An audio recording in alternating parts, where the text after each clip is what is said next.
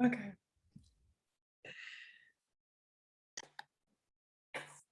So delighted today to welcome Wani Iris Manley. When I received information about this spectacular woman, I was like blown away. She's beautiful, she's well spoken, she's accomplished, and I was just like, wow. I have to say I was a little intimidated, because you just were like so powerful. But I'm really excited to be able to have this conversation with you and also to share this really valuable conversation with our listeners. So thank you for being here. Oh, thank you so much for having me, Jennifer. My pleasure. And I'd love to hear your story. Gosh, my story, so I'm recording this for you from Paris right now. And my story is that I literally from Miami and I moved to Paris, like literally getting signs for a solid year.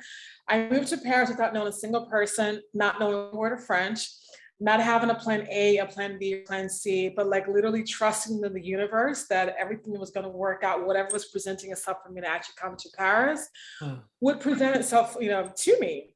I've been a lawyer now, gosh, it's going to be 19 years next week in October. I've been practicing exclusively business law, and trademark and copyrights and securities law. So very business minded, but also to having another foot in the spiritual world, in the personal development world, and actually navigating both of those. And so that's essentially what my story. I've lived in 5 different countries, as we were talking about before. So I'm just very global in the way that I think, the way how I see things. And honestly, for me, inspiration is like my number one value. And it's just what I would love, what I'm doing right now with my life. So It sounds amazing and takes a lot of courage. My goodness. And craziness too. I know. It's like I moved to Europe when I was 24 and I didn't know a word of French or German. And, in retrospect, like 4 years into it, I'm like, what am I doing? This was really crazy,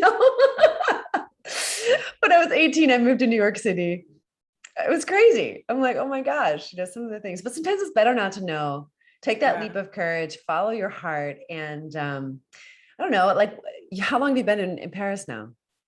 I initially came in 2013. And so initially I was actually like splitting my time between Miami and Paris because it was quite crazy. Like, I mean, who the hell just like comes to Paris, doesn't know anybody, doesn't speak one word of French, and like, how the hell am I going to actually work? And so it wasn't quite registering to me that I was actually going to be living here. And it wasn't until I just kept asking my guides, like Spirit, like, they were like, yes, go for a visa. And then I came back in 2015 with a long stay visitors visa. And then still then, by the end of the year, it was very difficult in terms of like learning how to basically become a whole other human again, like learning how to walk, how to talk, how to crawl. I was reading, like, here I am as an attorney, super, accomplished lawyer, like reading children's books, how to like say my ABCs in French. So it was a lot of really growing again. And so it was really hard. Like by the end of the year, my inner child was like, get me back to some type of familiarity. It's like, oh, I can kind of swing this where I can live in Paris when it's nice weather, and then when it's the winter, go back to Miami and like, luxuriate and then come back. And so I did that for a while. Nice. But then I've been consistently here since 2019. So Paris is home. Oh, interesting. Quel arrondissement? Which quartier? Where are you in the city? Quartier à côté Notre-Dame. Nice. Yeah. Oh, wow, that's spectacular. When I was learning to speak French and German, I remember it was almost like a re-identifying, just as you're describing, because I knew how to say something similar to what I wanted to say, but it wasn't exactly what I wanted to say. So it was really interesting in a self-discovery around what I mean and what my ability was to articulate that and how important words were. Even in Paris, I would speak French and they could tell I was an American, and then they would speak to me in English. And I was so frustrated with that. I was like, I'm really trying here.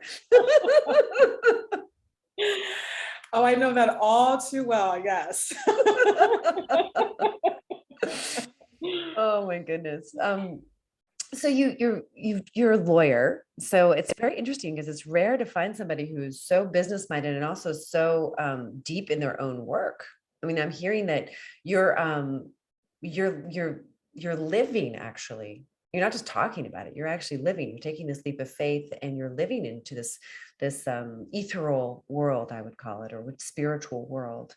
And how else does that express for you in terms of the integration of these two worlds? Gosh, for me, it's integrated in terms of, of not just practicing law, but also to really being authentic and actually through speaking and actually kind of coming onto, to shows like yours and really talking to people. And what I found is that, we all, my father was former Minister of Finance for Liberia.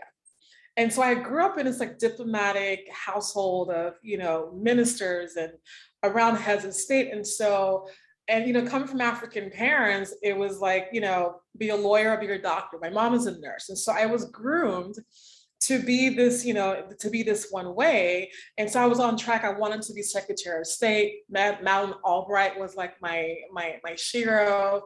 And then I just kind of got into, when I started working, I was just like, this is quite the box. And I just wanted to fly. I'm a Pisces and I'm very much into astrology.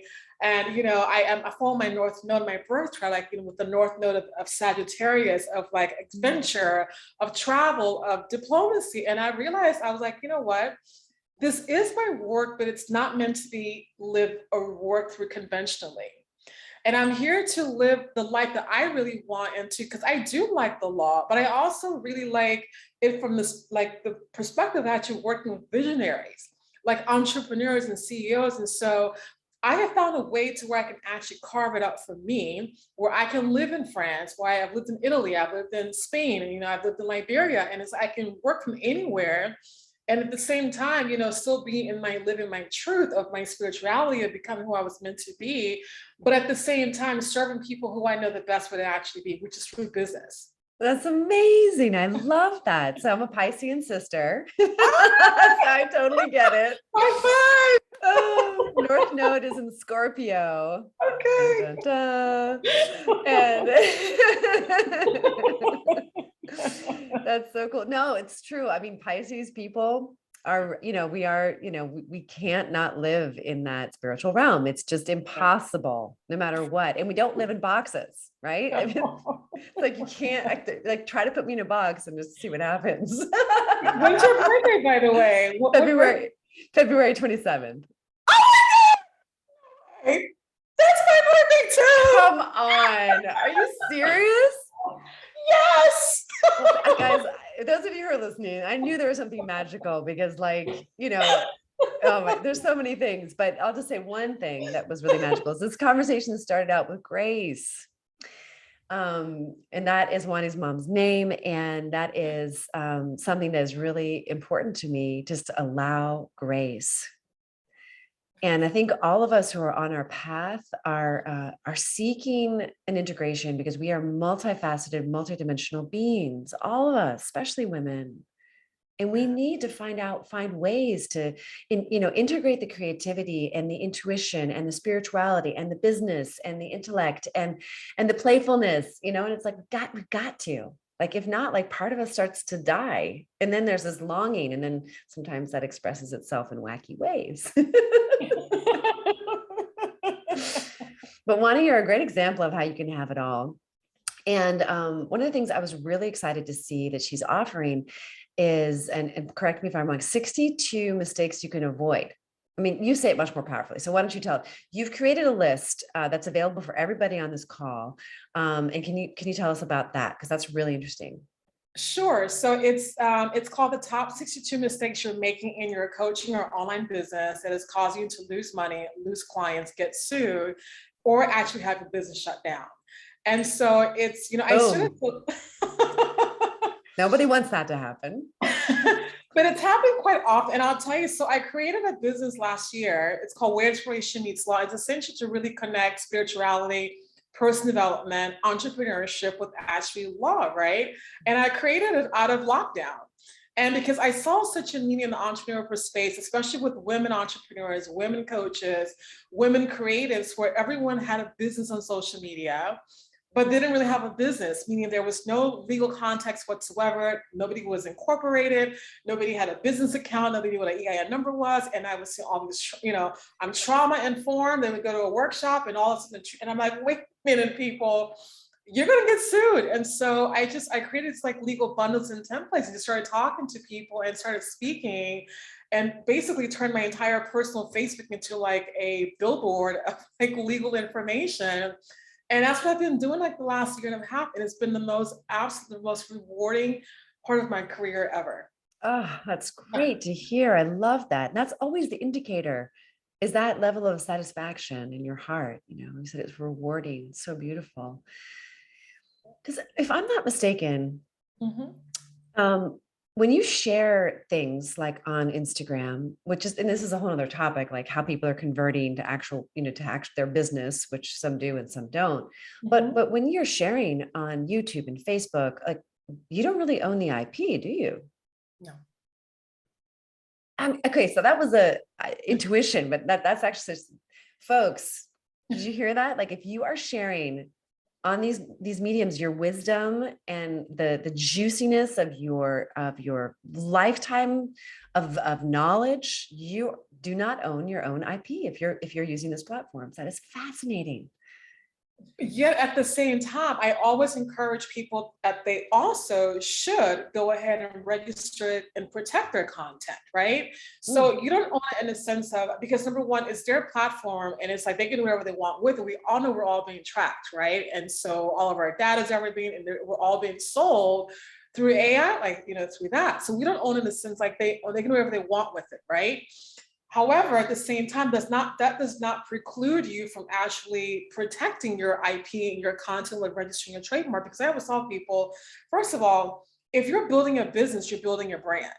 That's right. And if you're building a brand, you actually need to actually protecting it. And so as a content creator, because every day we're all using these apps to put out content, to get visibility, to get, to be an influencer or to get clients. And it's just like, you can't be putting your content out there and not expect people to rip it off, because a lot of that's actually happened. So much so that the US Patent and Trademark Office in 2019 actually created a specific category for content and course creators for their social media post. Fascinating. I love knowing that. Right. And there's so much stuff right now on Instagram. I have so many clients of literally their posts are getting like stolen verbatim, and people just like using it. So it's very, very important that people learn to actually start taking the legal components of the business quite seriously and not be so focused on the money, the 10K month, which is like the holy grail in the online space in terms of what's we bring in every single month. And it's just, you understand, and it's not even about law of attraction, manifesting money either. It's about building a sustainable business. And being informed. I mean, we don't know what we don't know. And I can guarantee that on that sheet, that guide that you're offering all of us for free, with the 62 things we can do to avoid, being shut down or, failing miserably in very scary ways. So everyone needs to go there and read that and get enlightened and get informed. Because at the end of the day, it's our responsibility. Because the only one that can save you is you. And ignorance is not an excuse for the law. That's a really good point. Nor is it really an excuse for your immune system or your health. And this show is all about vitality. And when I saw your pictures and I see you, like you have a glow about you. And I'm sure that it's multidimensional, the reason why it's there. But I really would love to know, because you are in action, you are an international woman, and you're in business, you're a lawyer, because I imagine you work a lot of hours as a lawyer as well, and you have these other projects going on. So like, how do you do it all? And what resources you so that you can do it all? Well, the glow, I just came from Belgium and I literally was literally vegging out in a sauna for 3 days straight. So that's what the glow is actually coming from. I love it. So I look like a yogi with my head shaved, but I actually am. I am heavy into meditation. I'm a Kundalini yogini. So I do Kundalini yoga. I also do Bikram yoga as well too. And so I begin my day every day with prayer and with journaling, and I have been, and I really have been embarking on the journey of really embracing my femininity and bringing the divine feminine to come through me. Because as a business owner of 3 businesses, it's like I'm always in my masculine energy, right? And it's now I'm learning how to pull back, how to lean back, and just to be in this flow that I seem to have lost a little bit in France of, becoming a whole different other human being, the French version of me, to be able to actually live here. And it's very, very important, and also too, for me, it's just like getting rest. We underestimate, how much rest is really important. We all want to go to Bali. I've been there too, to go to all these retreats and all the, whatevers and oils and all. I'm like, you can get it like right here in your own room. That's right. By Absolutely. sleeping. Yes. No, I agree. I'm so on board with that. Yes. This is so the Thai exciting. say we love to nap. We're like the queens of nap. I take naps every day. Oh my gosh, it's so fun to find like a soul sister. Who knew? Because I know I've gosh, there's so much we can talk about, but we're very short on time, and because I too am I just love yoga. But I've done Kundalini and of course Bikram, but I'm an Iyengar yoga person. I love Iyengar yoga and all things alignment. But I'm finding now there's this practice of like a mixture between like dance, resistance training, and yoga as part of my practice to re-embody my feminine. Because like you, I've had to be, in my masculine, to be the single mom, to be the entrepreneur, to keep it all together. And it's a game changer. Just, being in your body, being embodied, and having, meditation as movement. But anyway, there's so much I'd like to talk to you. Maybe we'll have to have a part 2 to this episode because Please, I would love to go back. Yes. Yeah, because I think there's going to be a lot of questions about, what it is you do and how people can protect themselves. And there's just like, there's so many aspects to you. It's like so exciting to explore. Is there any words of wisdom you'd like to leave our listeners with before we say goodbye for today, for now? I would say, since this is about vitality, I would say for me, what's given me the biggest vitality really is actually asking for help and hiring help. If there's one change I know, I have to, I am full truther here. I mean, I just actually hired somebody after being in business for 14 years on my own. And I'm telling you, Jennifer, it's been the biggest game changer ever, And part of my glow is because I've got somebody doing a lot of my work now for me. And I'm just kind of like doing the things that actually like that shows me requires my face and that I actually enjoy. So I would say really like asking for help and actually hiring help, And part of it too is just kind of like being as an attorney and being responsible for no matter what, because I'm regulated and it's like I don't want to like, take the control links off. But I guess what I'm trying to say is like simplicity is that the simplest things is really what's going to give us vitality. Yeah. Like sitting in the sun, you're in sunny California, but in Paris where it's like, we get sun deprived a bit. Like just when it's sunny, I always go outside, just going for a walk, and just refuel you.